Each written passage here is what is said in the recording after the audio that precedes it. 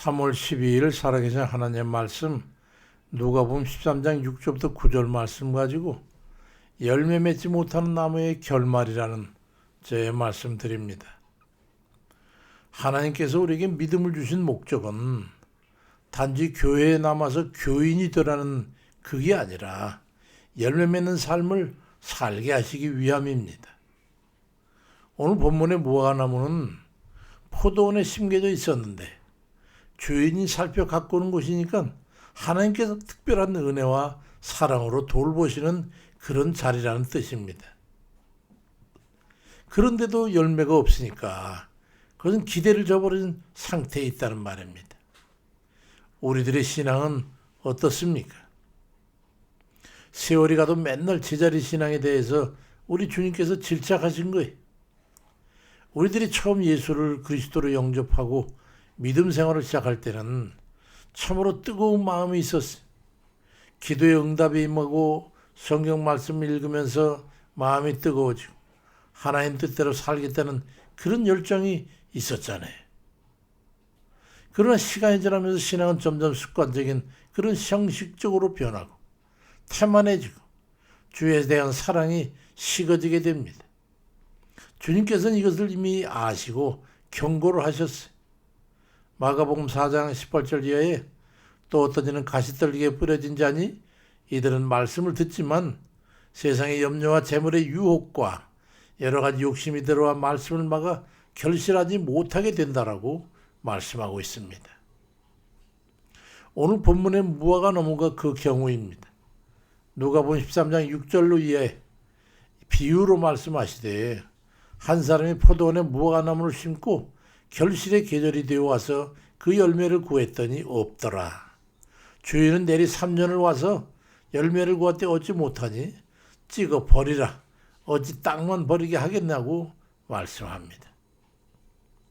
하나님께서 찾으시는 것은 그 잎이 무성한 그 모습이 아니라 열매를 찾으시는 거예요. 휘황찬란한 겉모양이 아니라 마음에서 우러나는 진실한 삶 말입니다. 우리가 주님을 사랑한다면 그 사랑은 반드시 행동으로 나타나야 합니다. 요한일서 3장 18절에 자녀들아 우리가 말과 혀로만 사랑하지 말고 행함과 진실함으로 하자라고 말씀합니다. 하나님 앞에 드리는 예배도 마찬가지고 헌금도 봉사도 기도도 형식이 아니라 마음이 중요한 거예요.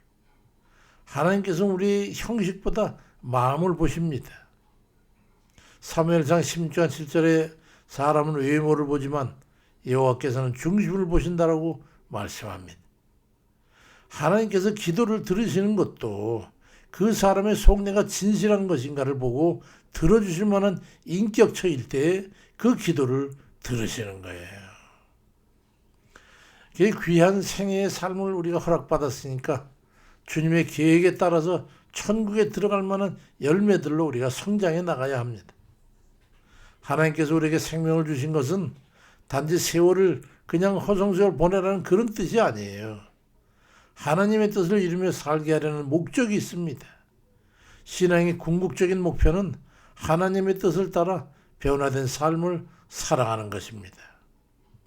베드로전서 4장 2절에 그 후로는 다시 사람의 정욕을 따르지 말고 하나님의 뜻을 따라 육체의 남은 때를 살게 하려 함이라고 말씀합니다. 믿기 이전에 자기중심적인 그 삶에서 떠나서 하나님을 만난 이후에 하나님 중심의 삶이어야 한다는 것이죠. 영국의 신학자이자 설교했던 존 웨슬리는 이렇게 말합니다. 어느 날 그는 나는 하루가 하나님께 맡겨진 하나의 씨앗과 같다고 생각한다. 그 씨앗이 열매 없이 지나가는 날이 내게 없기를 나는 바란다고 고백했습니다. 우리도 마찬가지 아니겠어요? 우리의 삶은 그 고백처럼 하나님의 한 진실한 열매의 삶이었던 것처럼 우리도 역시 하루하루 하나님 말씀을 열매 맺는 그런 삶이어야 되지 않겠냐 말이죠. 하나님을 확신하고 신뢰한다면 주의 뜻에 순종하여 살아가는 그런 삶이어야 합니다.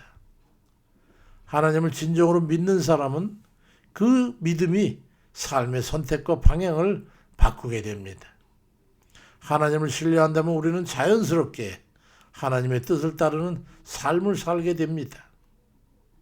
예수님께서는 요한복음 15장 8절에서 너희가 열매를 많이 맺으면 내 아버지께서 영광을 받으실 것이요 너희는 내 제자가 되리라고 말씀하셨어요. 믿음은 관념이 아니라 실행입니다. 우리가 하나님을 전능하신 창조주를 확신하고 신뢰한다면 그분의 말씀이 나의 삶에서 실제적인 능력이 되어야 되는 거예요. 야고보 2장 26절에 영혼 없는 몸이 죽은 것 같이 행함이 없는 믿음은 죽은 것이니라 말씀합니다. 뿌리가 살아있는 나무는 반드시 잎을 틔우고 열매를 맺습니다. 만약 우리의 삶에 변화 열매가 없다면 우리가 믿는다고 하는 그 확신의 뿌리가 과연 건강한 것인지 점검해 봐야 합니다. 하나님을 신뢰한다는 것은 내 생각과 하나님의 말씀이 충돌할 때 기꺼이 내 생각과 의지를 꺾는 것을 의미합니다. 내가 계속 옳다고 주장합니까? 내 의의를 세웁니까? 내 주장을 굽힐 수가 없단 말입니까? 그러면 내가 하나님이 되어야 되는 거지요.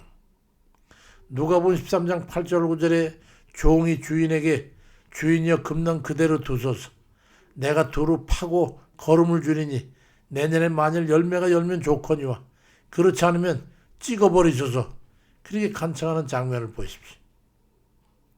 여기서 종은 우리를 돌보시고 가꾸어 구원하시는 예수 그리스도를 상징합니다. 우리는 포도원의 나무지요. 주님은 우리를 위해서 친히 땅을 파고 거름을 주시며 기다려 주시는 거예요. 그 사랑을 진심으로 깨닫는 자라면 어떻게 변화하지 않을 수 있겠냐 말이죠. 초대교회 교부였던 폴리캅은 화형을 당하기 직전에 예수를 부인하며 살려주겠다는 로마 총독의 제안을 거절합니다. 그는 이렇게 말했어요. 유명한 말이죠. 내가 86년 동안을 그분을 섬겼지만 그분을 한 번도 나를 저버린 적이 없으십니다. 그런데 내가 어찌 나의 왕 나를 구원하신 그 주님을 배신할 수가 있겠습니까? 어서 나를 죽이시오. 그래 죽었어요. 그는 하나님에 대한 확신이 있었기 때문에 자신의 생명까지도 기꺼이 헌물로 들여서 실행할 수 있었던 거예요. 우리 행함은 이처럼 하나님을 향한 절대적인 신뢰에서 비롯되어야 되는 거지요. 오늘 본문의 무화과나무는 우리에게 아주 깊은 영적 교훈을 줍니다. 하나님께서 우리에게 은혜의 시간을 주셨다는 것은 열매 맺을 수 있는 기회를 주신 거예요. 건성의 시간을 그냥 낭비하라고 준 게 아닙니다. 주님께서 찾으시는 것은 겉모습이 아니라 진실한 마음에서 맺어지는 신앙의 열매인 것을 알아야지요. 봄이 시작되는 이 계절에 모든 만물이 물이 오르고 색색이 움터나물 해가지고 열매 맺기 시작하는 것처럼 우리의 신앙도 말씀과 기도와 사랑의 실천 속에서 하나님 앞에 진실한 마음으로 살아감으로 믿음의 열매가 많이 맺히시기를 바랍니다. 그리함으로써 수확의 시기에 이르러서 하나님께서 찾으시는 열매를 풍성히 맺는 그런 모두의 삶이 되시기를 주의 이름으로 축원드립니다. 아멘입니다.